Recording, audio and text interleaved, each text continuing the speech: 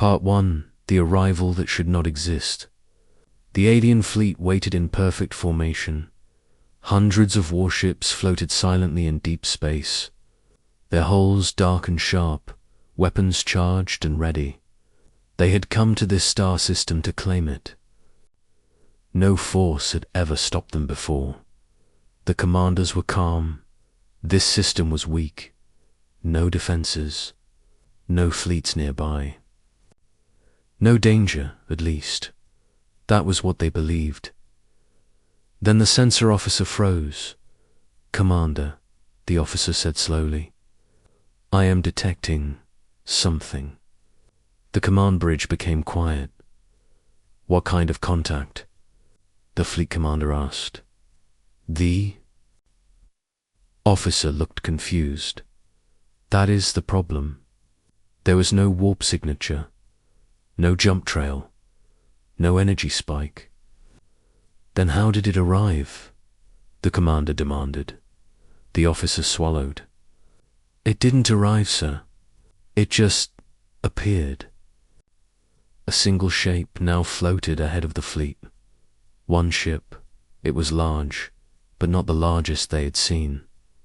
Dark metal covered its surface, broken by faint lights and strange patterns. Its design was smooth yet sharp, like it had been shaped by something that understood space too well. The data confirmed it. Human origin, A. Low ripple of laughter spread across the bridge. One human ship. An officer scoffed. "Against our entire fleet." Another officer added, "Humans are bold, but this is foolish." The commander studied the image. He did not laugh.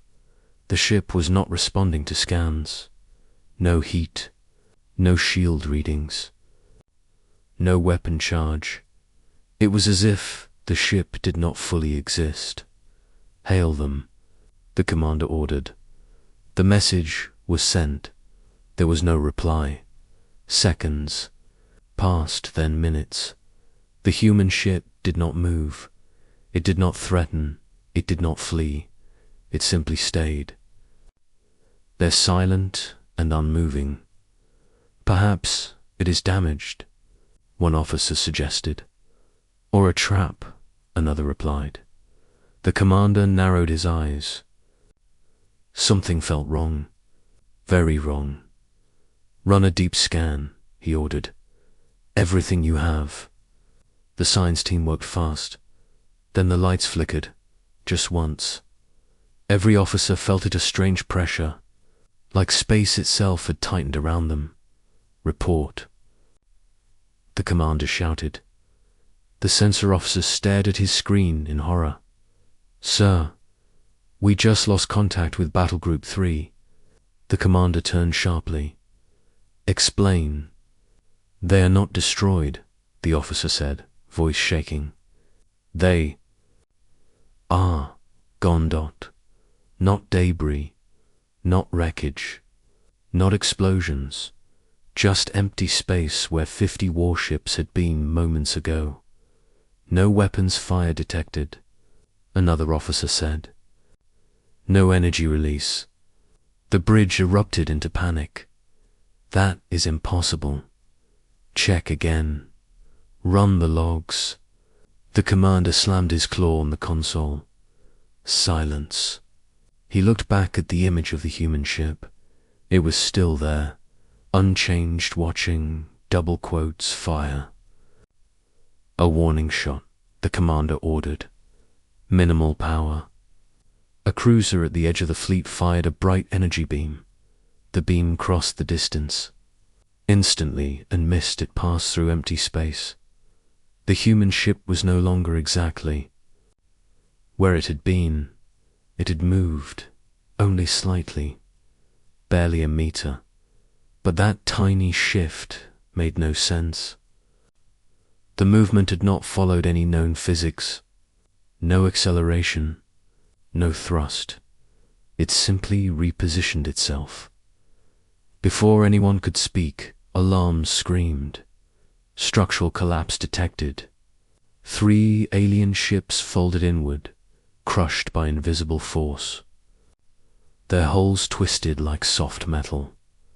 No explosions followed. They vanished. Fear spread across the bridge. "This is not a weapon," the science officer whispered. "This is control." The commander's confidence cracked. "All ships open. Fire." He roared. The fleet unleashed everything. Missiles, plasma, energy beams, space, lit up with destruction. But the attacks never reached the target. They bent. They slowed. Some vanished entirely. The human ship remained untouched. Then the stars seemed to stretch. Time itself felt thick. Officers struggled to breathe. "Sir," the sensor officer said, almost crying, "we are losing ships faster than we can count them." The commander stared at the tactical display. Whole sections of his fleet were disappearing without sound, without warning. "This cannot be happening," he whispered. The human ship finally moved. It turned slightly. That small motion caused another wave of silence. More ships vanished. The commander realized the truth too. Late, this was not a battle. This was not even a fight. This was a lesson. "Cease fire," he shouted. "Pull back. Full retreat." But retreat required space, and space itself no longer obeyed them. Then, for the first time, the human ship spoke. Its signal cut through every channel, every frequency. A calm human voice filled the bridge. "This engagement is concluded." The commander felt cold. He understood now. The human warship had not appeared to fight.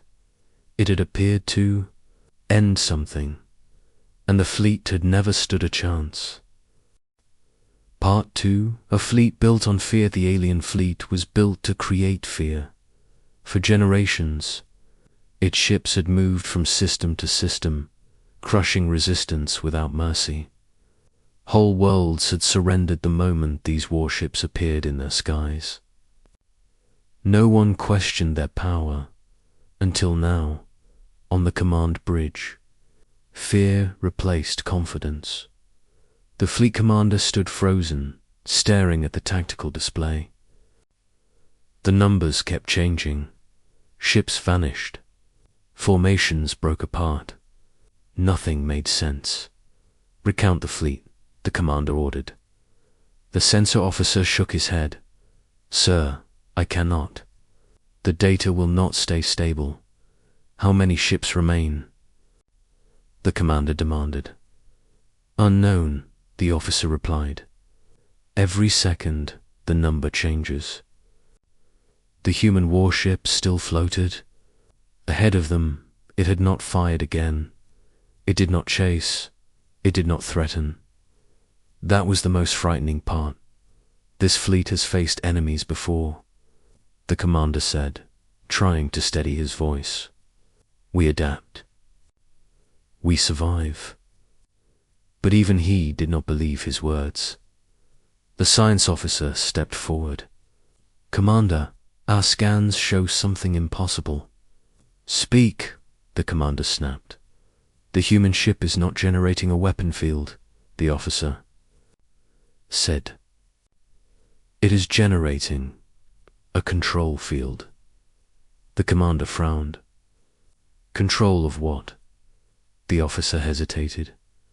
"Of space, and possibly time." A heavy silence filled the bridge. "That is not possible," another officer said. "No species control space itself. Humans do not follow the same limits," the science officer replied quietly. The commander looked at the human ship again. No glowing weapons, no raised shields, no movement. It looked almost peaceful. Why only one? Ship, the commander asked. Why not a fleet? No one answered. The human ship shifted again. Not forward. Not backward. It changed position like a thought, changing direction. Another group of alien ships vanished. The commander felt something tighten inside him. All remaining ships spread out. He ordered. Break formation. The fleet scattered it. Did not help. Some ships disappeared mid-movement. Others vanished while firing. Distance meant nothing. The commander slammed his claw into the console. Find a weakness. The science officer worked frantically. We detect no heat buildup, no energy discharge, no cooldown. Then how does it attack? The commander shouted. It does not attack, the officer said. It decides. The word echoed in the commander's mind. Decides the fleet had never been. Judged before. They had always been the judges. A junior officer suddenly spoke. Commander, historical records. What now? The commander snapped. There are rumors, the officer said carefully. Stories about humans. The commander turned slowly. What stories? That humans do not wage war the same way, the officer said. They end wars before they begin. The commander scoffed, but his voice lacked strength. Stories meant to scare children. Sir, the officer continued, those stories also say humans do not send fleets. Unless they expect resistance. The commander's eyes widened. What do they send instead? He asked. The officer swallowed. Witnesses. Another wave of silence passed over the bridge. The human ship turned again. This time, space itself bent, stars stretched into lines. Colors faded. Sound disappeared. Then a full battle group vanished. No warning, no chance. The commander felt his ears. Legs weaken. How long? He asked quietly. The science officer checked the time. Less than 3 minutes since first contact. 3 minutes. A fleet that had ruled space for centuries was dying in moments. Open all channels. The commander ordered. Send a surrender signal. The message was sent across every frequency. No reply. The human ship did not react. It did. Not slow. It did not change. The commander realized something terrifying. Humans were not listening. They had already decided. Another officer cried out. Commander, our weapons are shutting down. What? The commander roared. The systems are still intact, the officer said, but they refuse to activate. Even their own ships no longer obeyed them. The commander looked around the bridge. Officers trembled. Some whispered prayers. Others stared blankly. This fleet had been built on fear. Now fear had turned inward. The commander straightened his posture. All ships, he said, voice heavy. Prepare for total loss. The science officer looked up. Sir, we will not beg. The commander said, we will face the end with dignity. The human ship finally moved closer. Not by speed, by presence. It was suddenly near. Too near. Every display went white, then black. The commander's last thought was clear. The galaxy had feared the wrong species, and humanity had just proven why. Part 3. The weapon without a name. The bridged lights came back slowly, Screens flickered, systems rebooted, alarms were gone. For a moment, the alien commander thought the nightmare had ended. Then he looked at the tactical display. Less than 20 ships remained, out of hundreds. The rest were gone, not destroyed. Erased, the human warship floated before them. Closer now. So close that its dark hull filled half the view screen. Still silent, still calm. The commando felt small. "Status," he said quietly.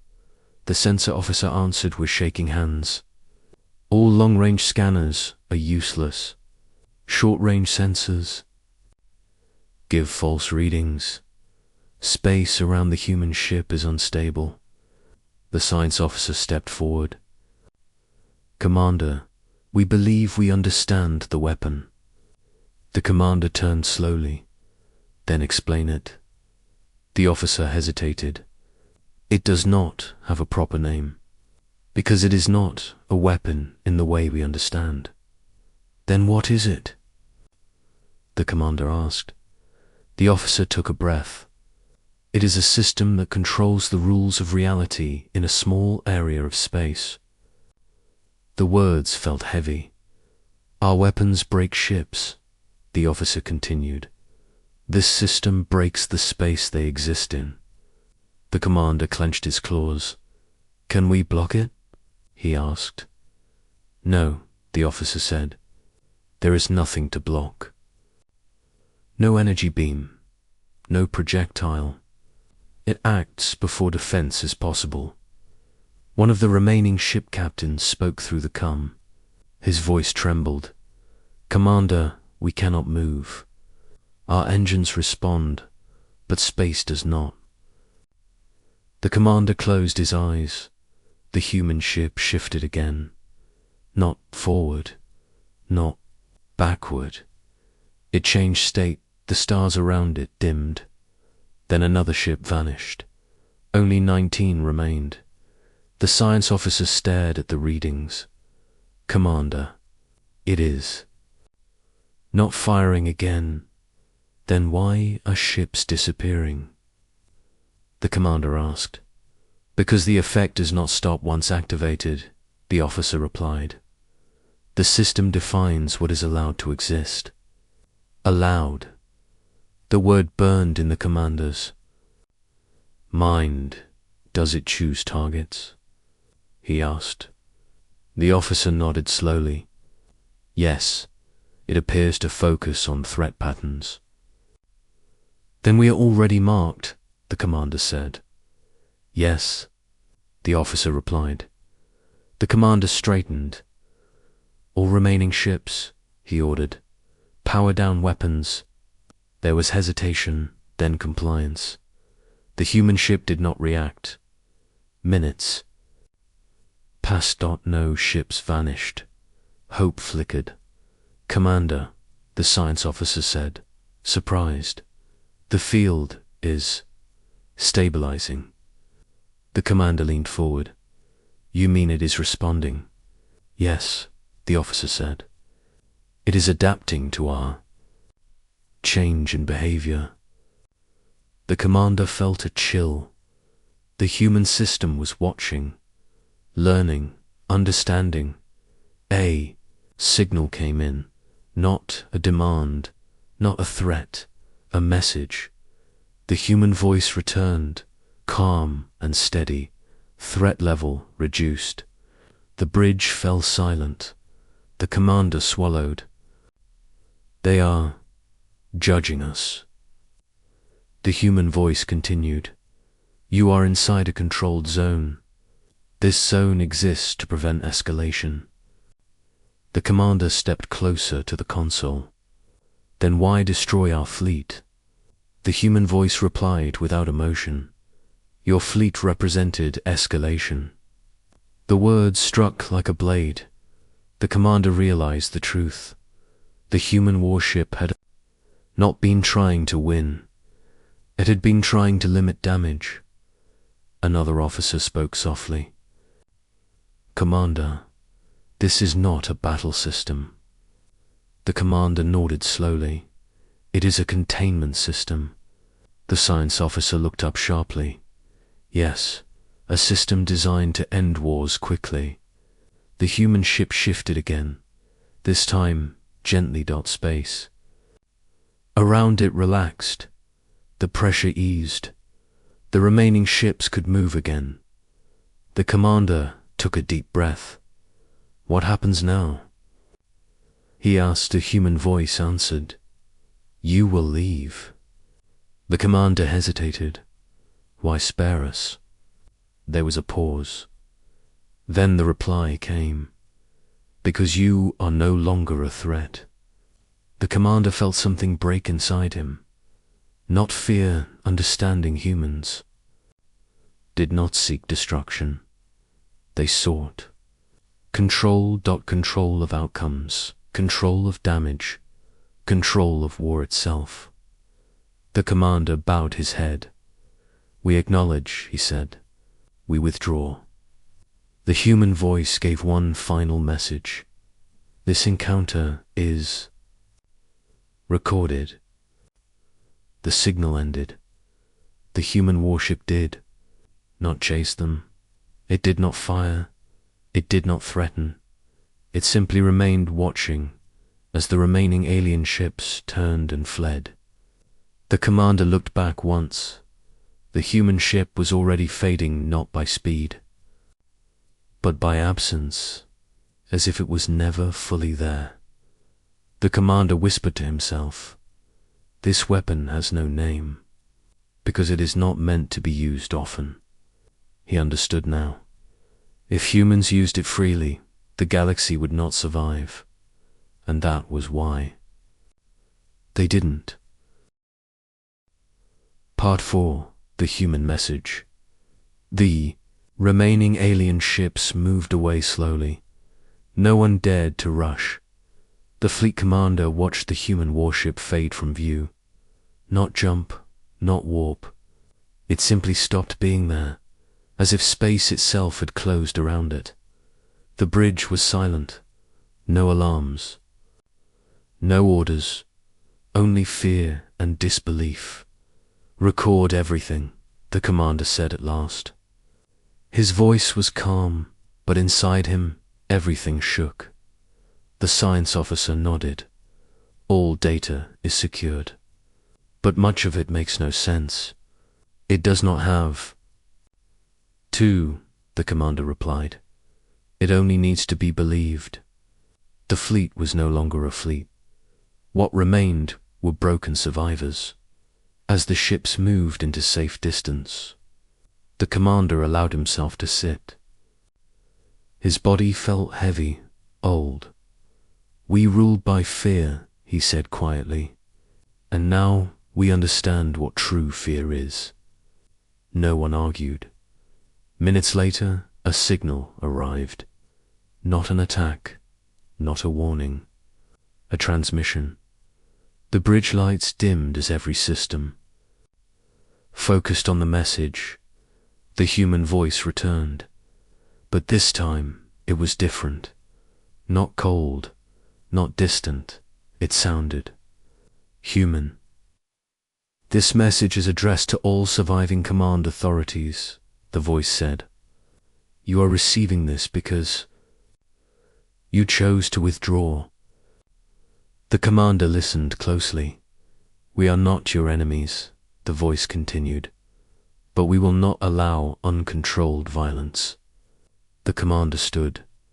You destroyed our fleet, he said aloud, though he knew the humans could hear him. The reply came quickly. No, the human voice said. You destroyed it when you chose expansion through fear. The words struck deep.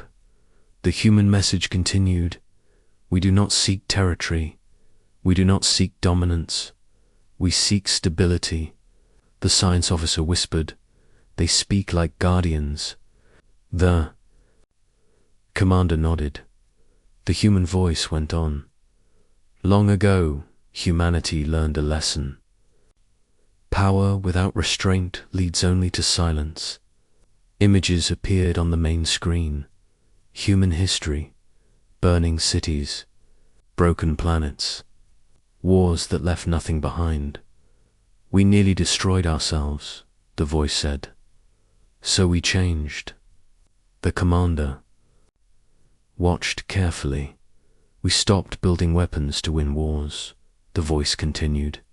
We built systems to end them. The commander clenched his claws. You could rule the galaxy, he said. No one could stop you. There was a pause. Then the human answered, and that is exactly why we do not. The bridge felt colder. Power that cannot be challenged must be controlled, the voice said. First by those who hold it. The commander felt something unfamiliar. Respect, the human message shifted.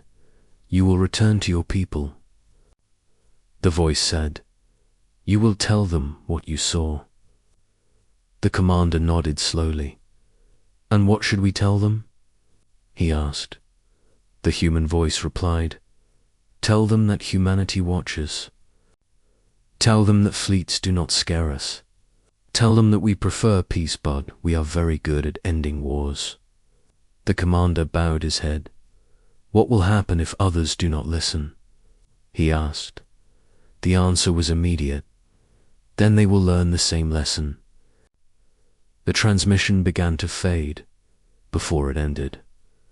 The human voice spoke one final time. This encounter will remain classified on our end. The commander looked up sharply. Why? Because fear spreads faster than truth, the voice said. And we do not rule through fear. The signal ended. The bridge lights returned to normal. No one spoke for a long time. The commander turned to his officers.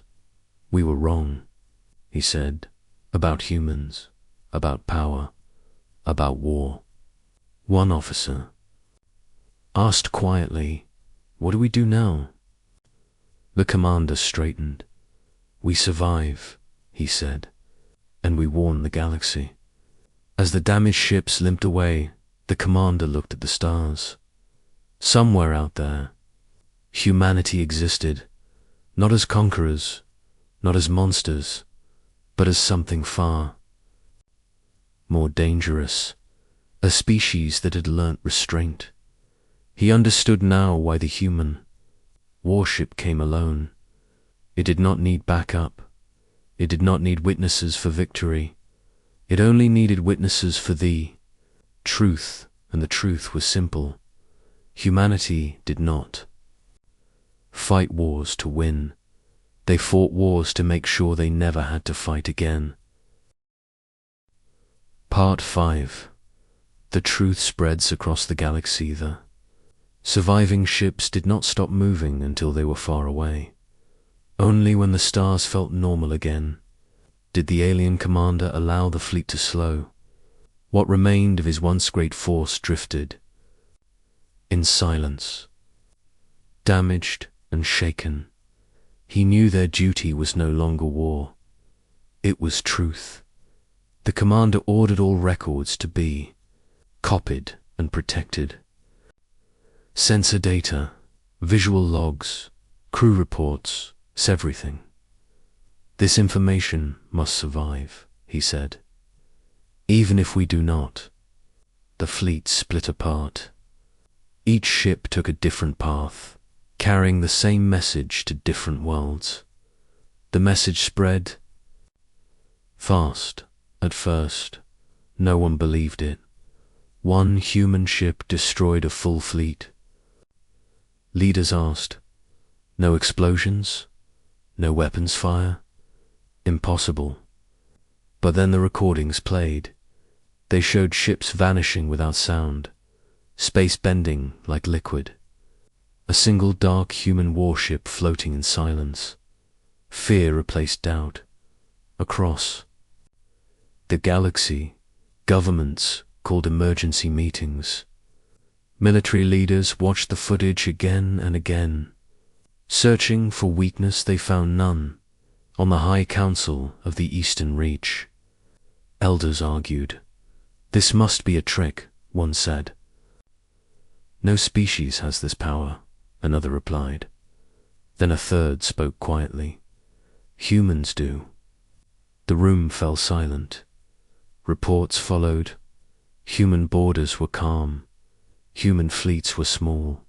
Human ships rarely moved. They had never expanded by force. That fact, once ignored, now terrified. Everyone an empire known for conquest halted its advance overnight. Their war fleets turned back without firing a shot. Another alliance cancelled an invasion that had been planned for decades. Fear was changing the galaxy, but not in the way the old fleet had once used it. This fear came with understanding. A younger species sent a message into human space. It was not a threat. It was a question. Are we safe? The answer came days later. Yes. That single word was shared across networks. Markets stabilized. Border conflicts slowed. Small wars ended without explanation. Humanity had not declared peace, but the galaxy chose it anyway. The alien commander arrived at his home world. He stood before his leaders, tired and older than when he left. They demanded answers. He gave them none at first. Instead, he showed them the truth. The room filled with silence as the recordings played. When it ended, one leader whispered, "Why were we spared?"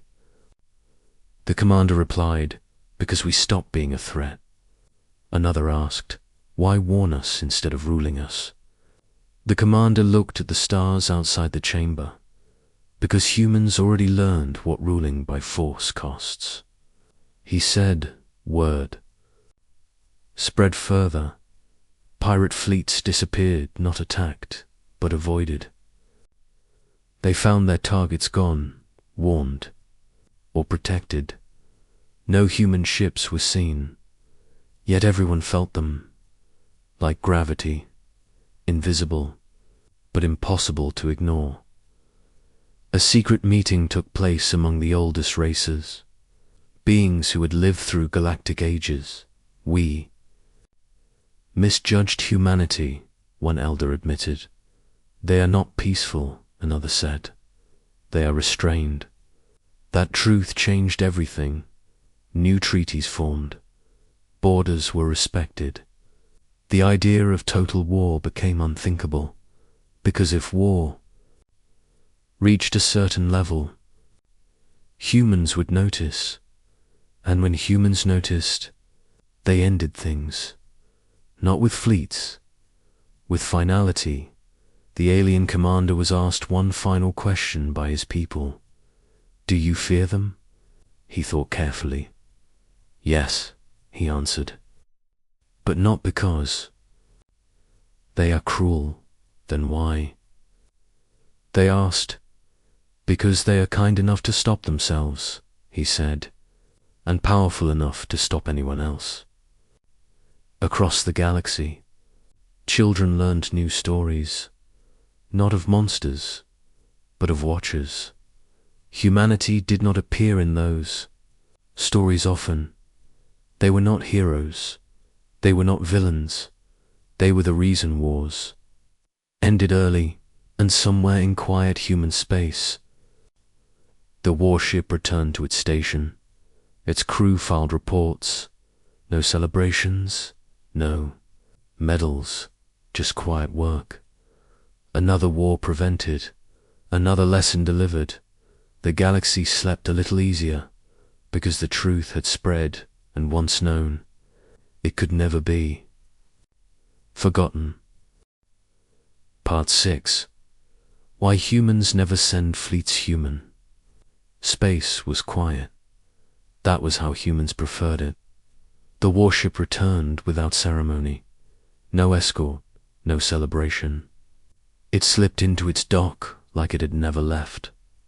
To most humans, the mission was already Finished. Inside the command station, officers reviewed the report in silence. Screens showed data from the encounter-distorted space, erased ships. A fleet gone in minutes. A human commander finally spoke. "Outcome?" he asked.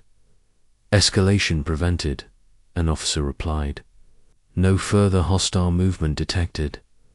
The commander nodded. "Casualties?" "None," came the answer. Satisfied, the commander closed the file. No one clapped. No one smiled. This was normal. The warship's captain stood alone on the observation deck, watching the stars. He had seen fear in alien eyes before. This time, it felt different. They had understood. That mattered. A junior officer approached. "Sir," she asked carefully, "why do we never send fleets?" The captain did not answer at once. He watched. A distant star flicker. "Because fleets invite war," he said finally, "and war invites mistakes." The officer frowned. "But one ship against many is dangerous." "Yes," the captain replied. "That is why we make sure it is enough."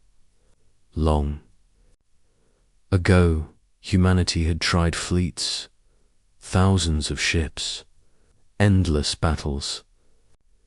Entire systems burned.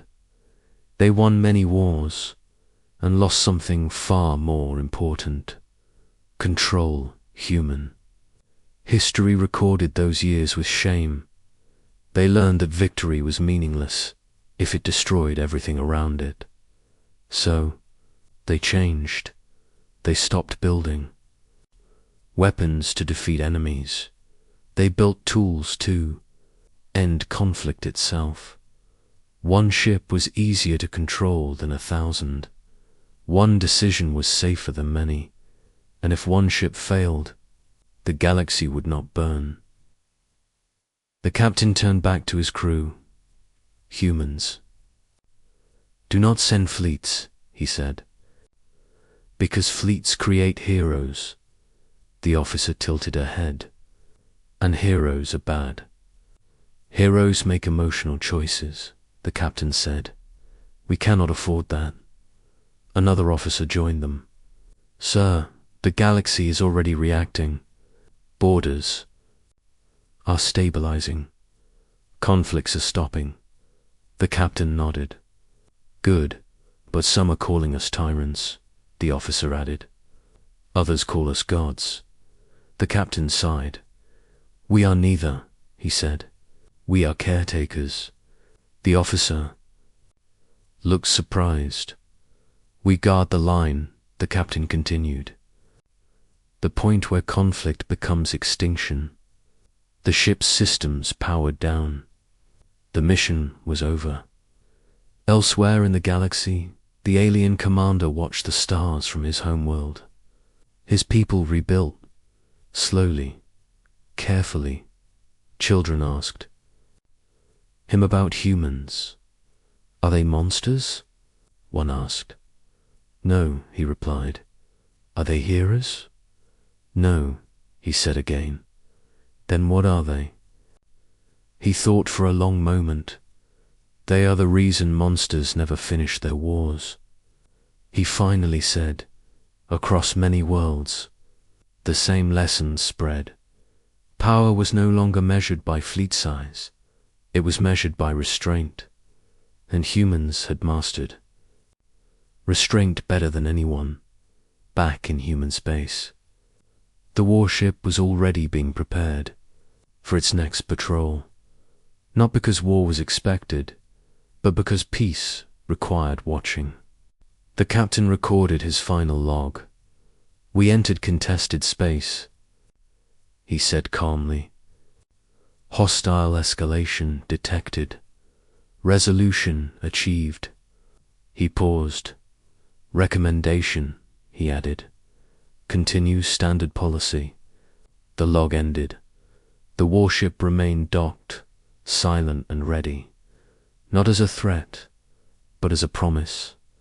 A promise that if the galaxy ever forgot its lessons, humanity would remind it quietly, decisively, with a single ship. Because humans learned long ago, if you need a fleet to win, you have already failed.